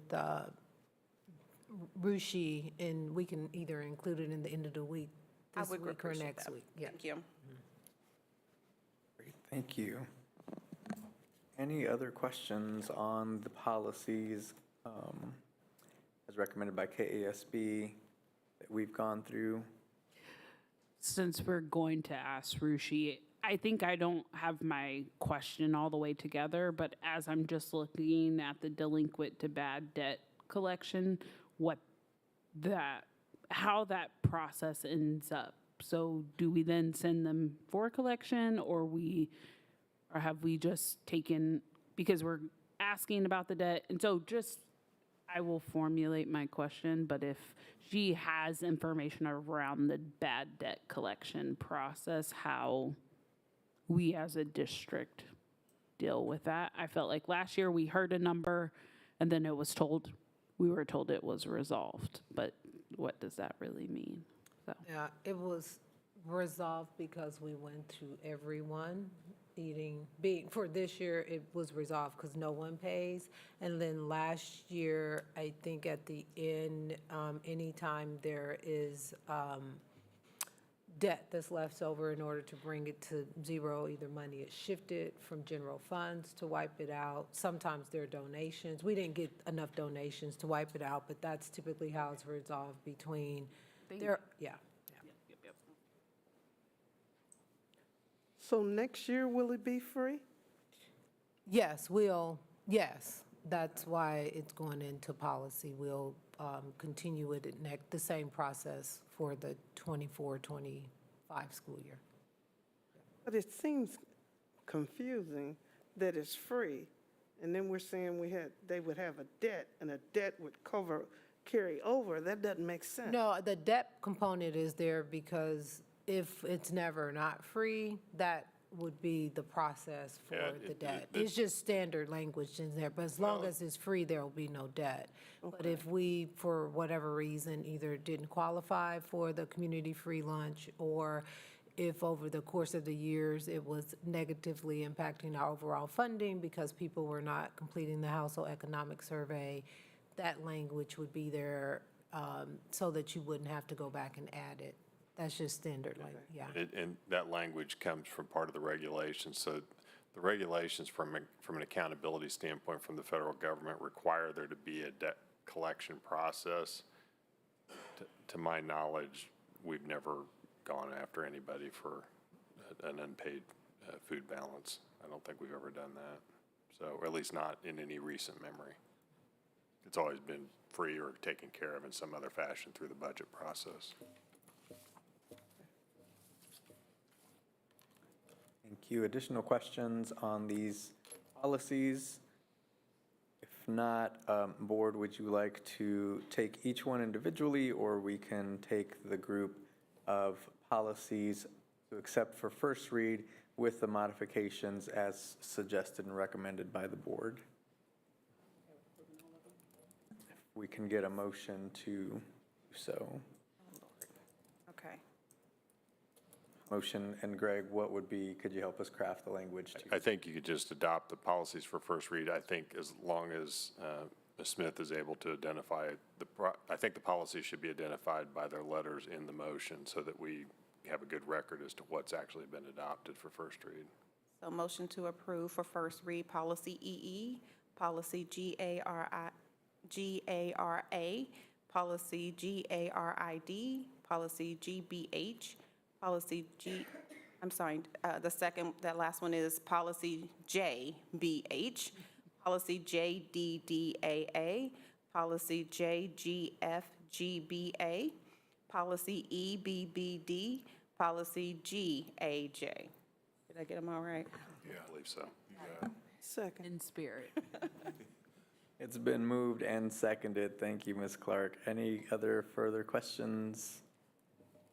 Not. Ms. Smith, roll call, please. Yolanda Clark, Yolanda Clark, yes. Maxine Drew, Maxine Drew, yes. Randy Lopez, Randy Lopez, yes. Robert Mylan Jr., Robert Mylan Jr., yes. Wanda Brownlee Page, Wanda Brownlee Page, yes. Rachel Russell, Rachel Russell, yes. Dr. Nguyen. Thank you. Thank you. Motion carries. Next on our agenda board, item 6, we will hear from our superintendent of schools, Dr. Anna Stubblefield. Good evening, everyone. I just have a few reminders and updates. First, I would like to start off by recognizing that February is Black History Month, and our Black History Month celebrations are well underway across the district.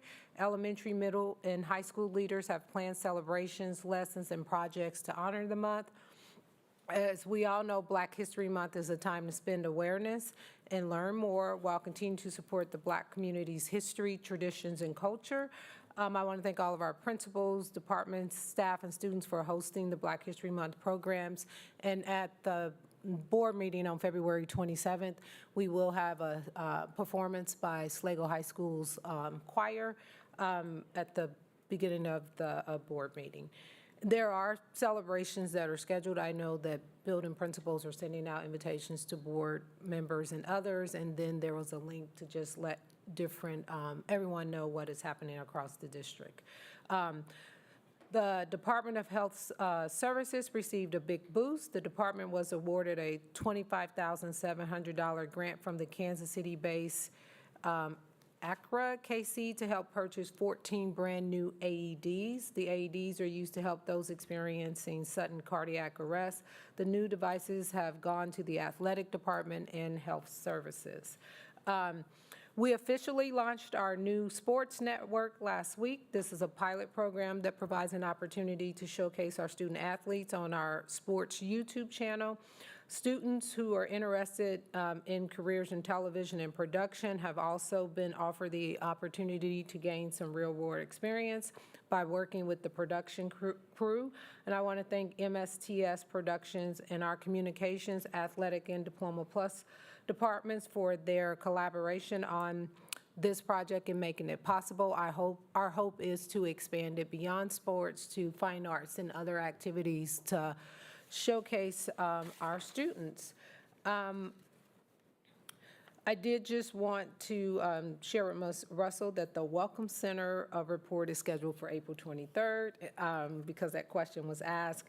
And then to follow up on the public comment last month for both the individuals, Mr. Young and I actually can't remember the staff member's name who came, they both were followed up.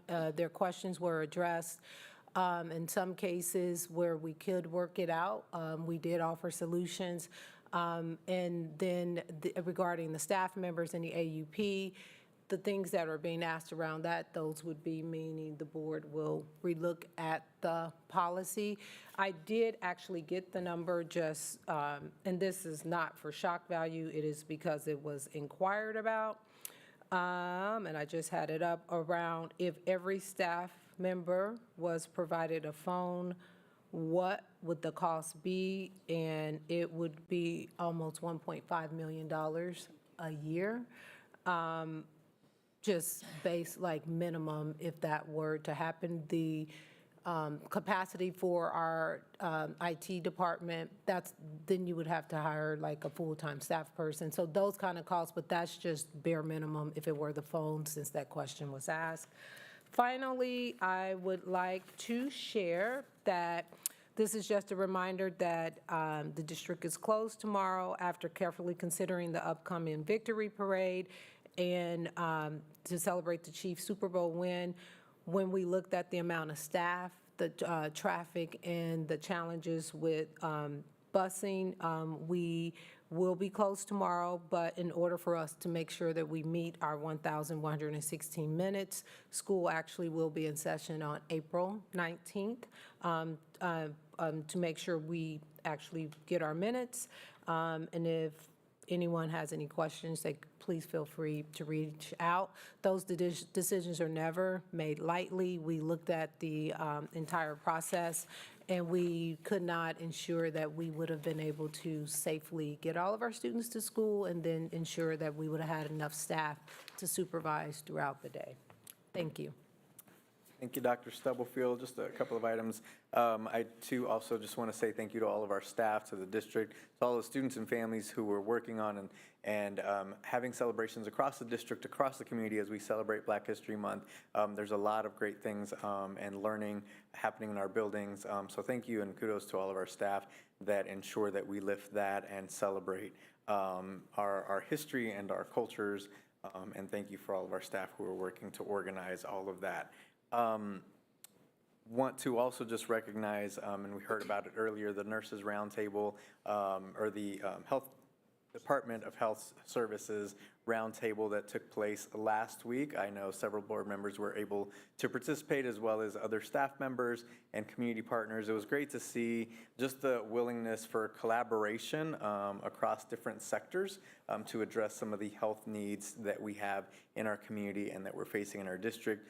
Some of the issues were lifted up around shortage of nurses, shortage of resources for our students, and the needs that many of our students are facing with their health, and how we can address that within our district. So as was discussed at the tables that morning, it's really going to take all of us again to continue to work together to address these issues. I had the privilege to meet with the new director of the health department for the unified government, Dr. Caldwell, who lifted up some of those issues that he's seeing and facing, and wants to ensure that the district is a partner in some of the solutions that they're bringing potentially to address some of these issues our students are facing. So thank you to everyone who organized that last week and who participated.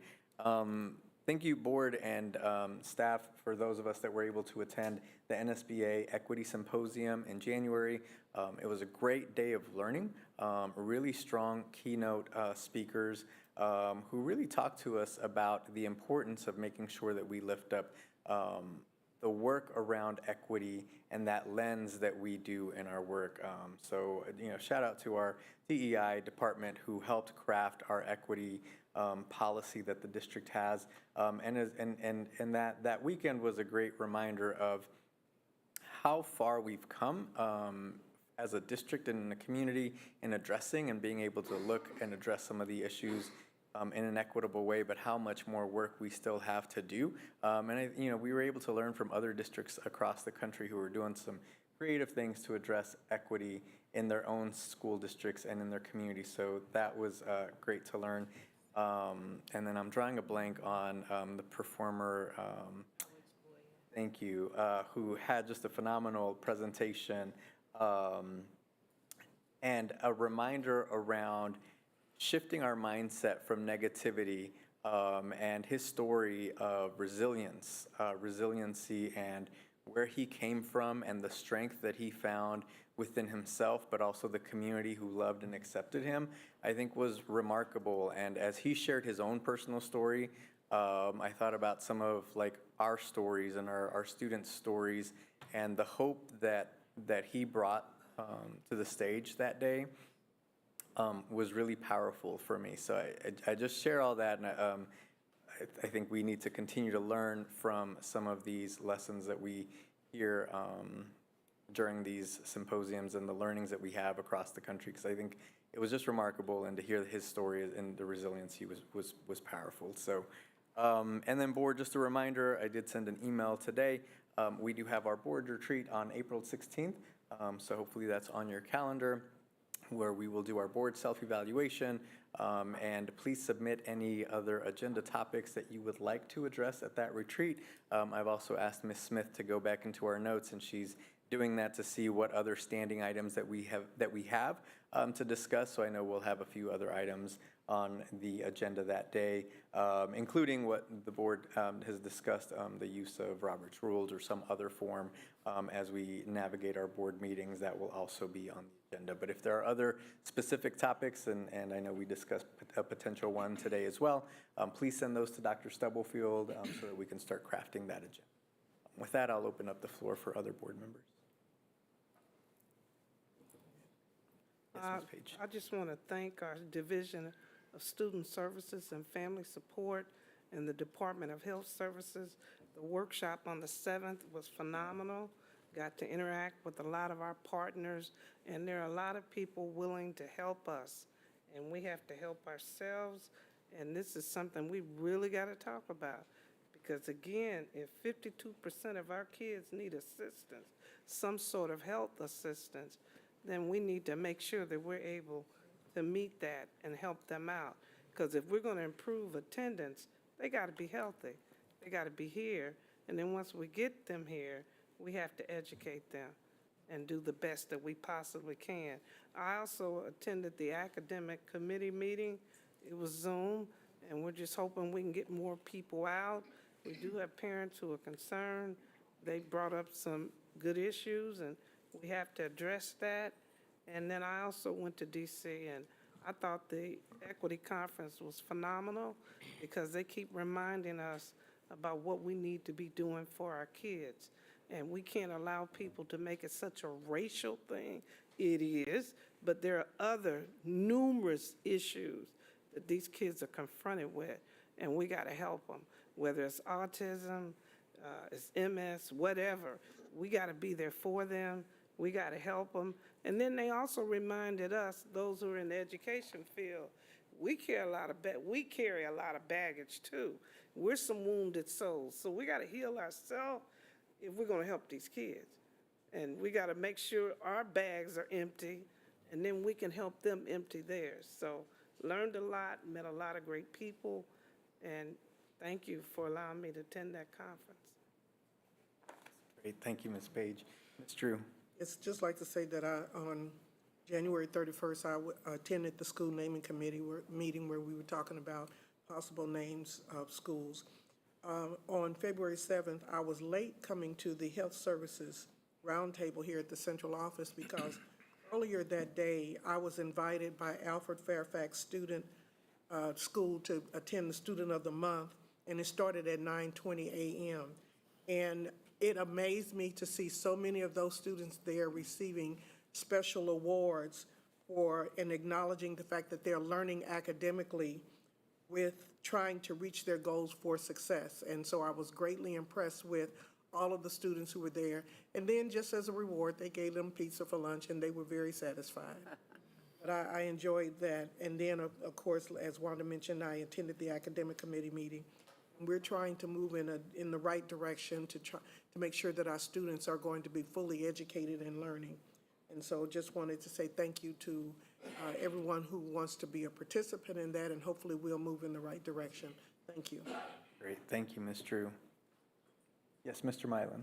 Yes, I would just like to address to the board and all that on February the 3rd, I had an opportunity to attend the KASB seminar that was held in Shawnee Mission on February the 3rd, and Ms. Drew was also there as well. And it gave me an opportunity as a new board member to enhance and grasp and get educated with a lot of information, very knowledgeable information pertaining to how the structure of a board, how it works, the goods and the bads, and the positives and the negatives as it pertains to the viewpoints, and basically the legal aspects that you all have been discussing, many of you, for years, and I commend you. And it really benefited me to look at the tasks, and what we do is very, very important in the people's lives of the students, the parents, and the totality of the community. When is things like, when is it considered we have a legal meeting? When is it legal to the aspects of someone that you related to that has pertained to in the system and all of that? And it, when I left there, I like to learn and grasp. It really, time went so fast, I said I could have stayed in here, something good to you, you're getting educated, it's never enough. I said I could have stayed out there. That 9 to 2 o'clock window was very, very short. I could have stayed there another 2 hours to learn and grasp and be involved with different people, school boards, individuals from other parts of the state, from DeSoto, Gardner, Kansas, Salina, Western Kansas. Very enhanced and very knowledgeable. So when I left there, I felt like what we do is very important, you all, and let's not take it lightly. And so I got a good grip and a good grasp on where we are and what we need to do. The main thing is I left there, I would like to tell us, to let us know, stay encouraged, because a lot what we do and what you do, you're on target. We're on track. Listening to others, school board members across the state, and we're doing it right. A lot of positive. So let's stay encouraged. Thank you. That's great. Thank you, Mr. Mylan. Ms. Russell. Yeah, I also had the privilege, thank you, Mr. Mylan, of attending the NSBA Equity Conference, and very similar to the remarks provided, a lot of conversations around leading with success. The positive will always outweigh the negative, and so it was really great to be reminded of those things, but also just a constant reminder that there are a lot of really great positive and successful things working in our district. But there is also a lot of opportunity as well. And so I am really looking forward to continuing the work of equity. There's never an end point, of course, as we all know. And so I'm, based on what I learned and everything that got my mind thinking, to continue to partner with DEI and figure out how we can continue to grow as a district. The other thing I wanted to comment on is that it has been a busy session, and I think it's noteworthy to note that both our superintendent, along with other superintendents across the Wyandotte County delegation, held a lunch and learn.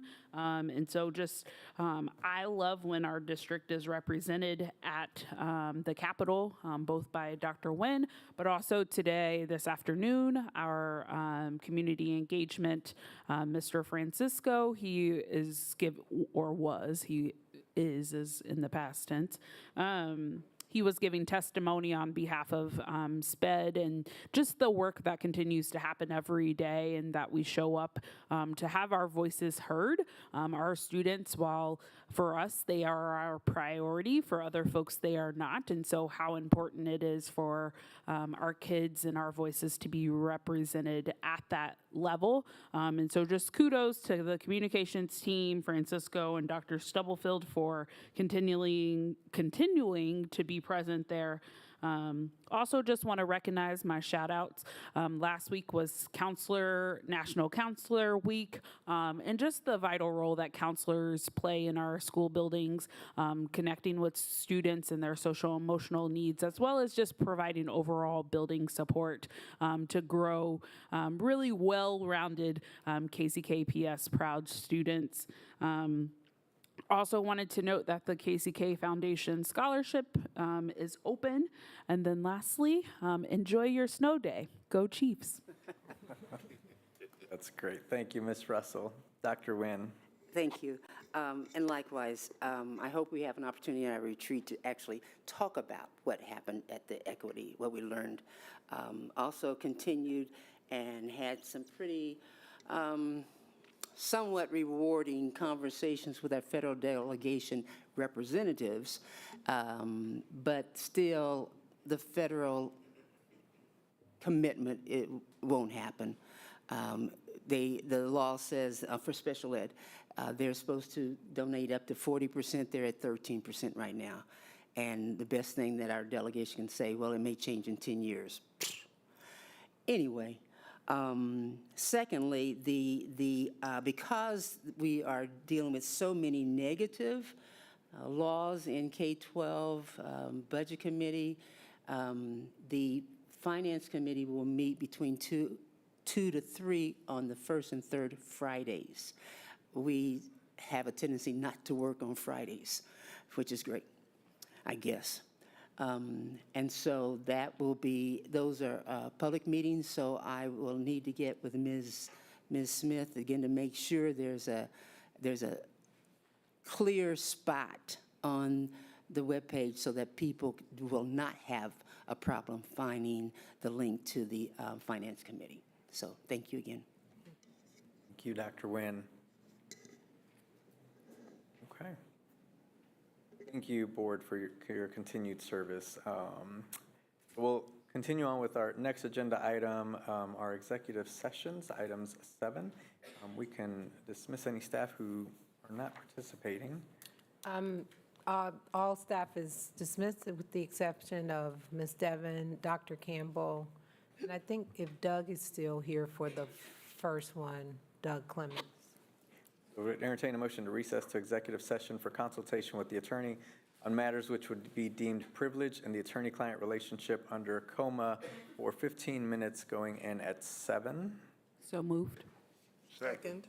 Moved and seconded. Ms. Smith, roll call. Yolanda Clark, Yolanda Clark, yes. Maxine Drew, Maxine Drew, yes. Randy Lopez. Randy Lopez, yes. Robert Mylan Jr., Robert Mylan Jr., yes. Wanda Brownlee Page, Wanda Brownlee Page, yes. Rachel Russell, Rachel Russell, yes. Dr. Nguyen. Thank you. Thank you. I'm printing this out.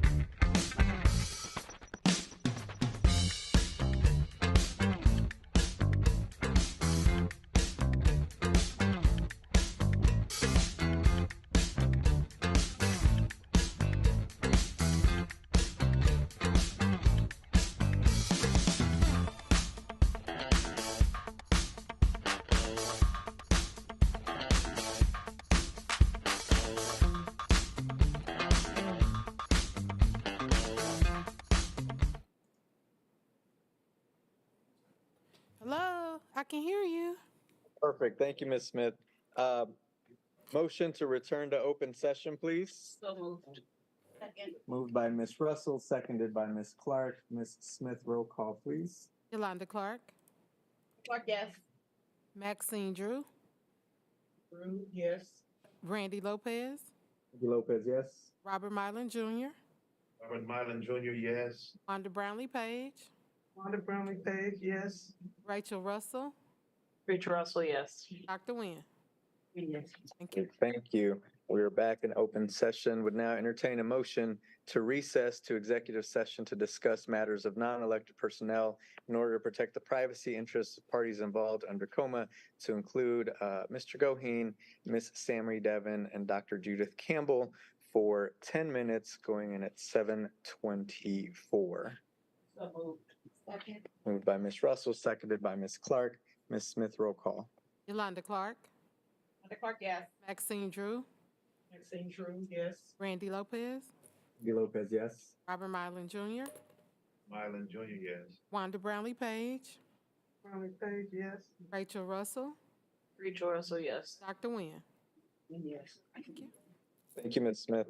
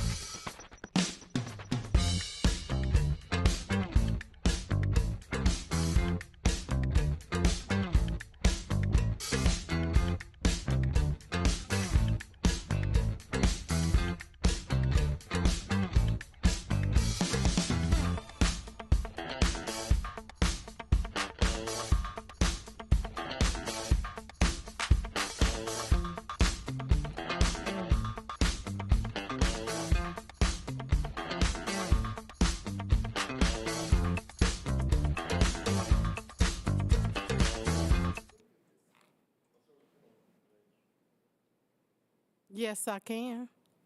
Thank you. Motion to return to open session, please.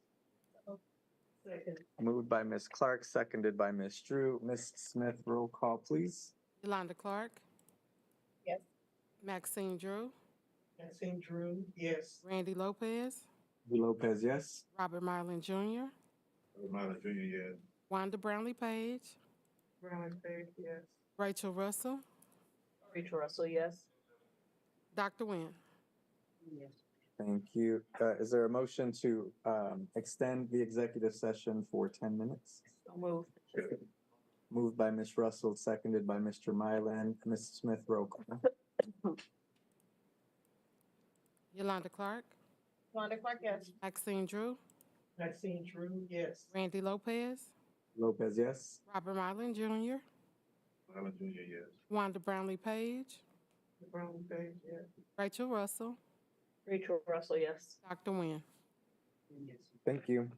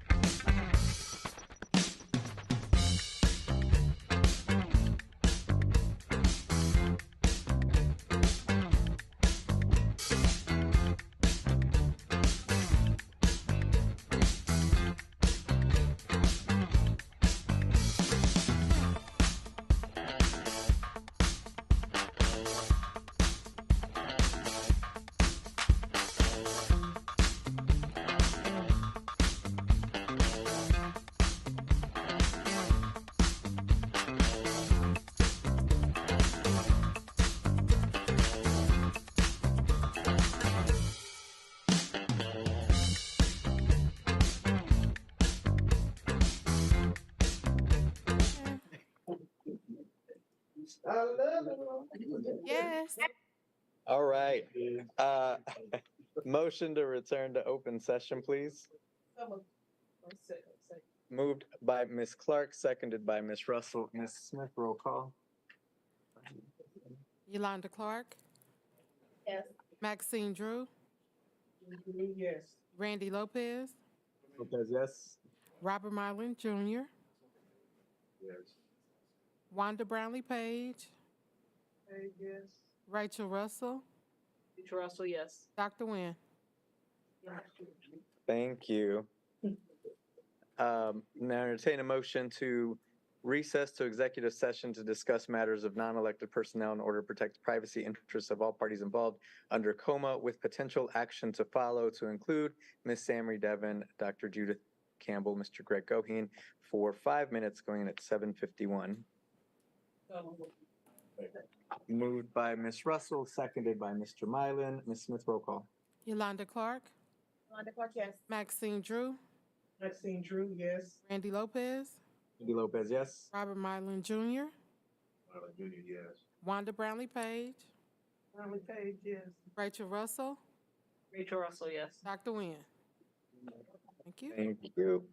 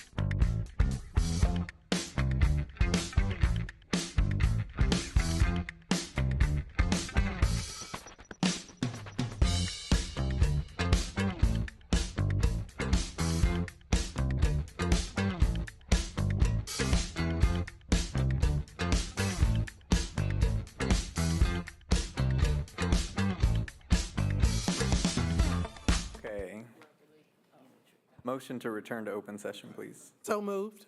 Second. Moved and seconded. Ms. Smith?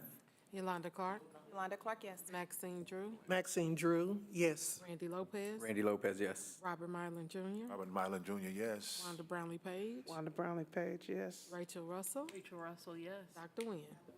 Thank you. Thank you. Is there a motion to approve the hearing officer's report? So moved. Second. Moved and seconded. Questions or discussion? Ms. Smith, roll call, please. Yolanda Clark, Yolanda Clark, yes. Maxine Drew, Maxine Drew, yes. Randy Lopez, Randy Lopez, yes. Robert Mylan Jr., Robert Mylan Jr., yes. Wanda Brownlee Page, Wanda Brownlee Page, yes. Rachel Russell, Rachel Russell, yes. Dr. Nguyen. Thank you. Motion carries. Thank you. Thank you, board, for a great meeting. Thank you, staff. Dr. Stubblefield. With that, this meeting is adjourned. Have a great evening. Thank you. Fun times. It's a wrap.